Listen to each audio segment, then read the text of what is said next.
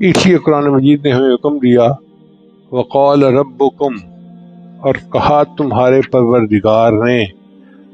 اب اس میں نہ مومن اور کافر کا فرق ہے، نہ نیک اور بد کا فرق ہے۔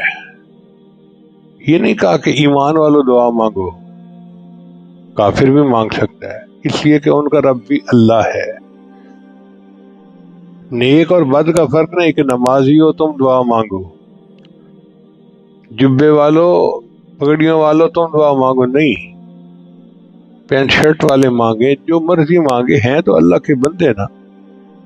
تو کم کی ضمیر سب کے لیے ہے، ہر انسان، جو انسان ہے، نیک ہے، بد ہے، مومن ہے، کافر ہے، سب کے لیے اللہ کا حکم ہے۔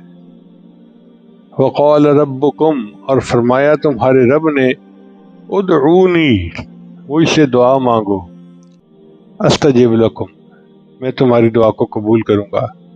اب اللہ کا وعدہ کسی صرف نیک کے ساتھ نہیں ہے، داڑھی والے کے ساتھ نہیں ہے، ہر ایک کے ساتھ ہے۔ حتیٰ کہ کوئی شرابی ہے، زانی ہے، ڈاکو ہے، چور چکار ہے، جو مرضی ہے مانگے گا، اللہ قبول فرمائیں گے۔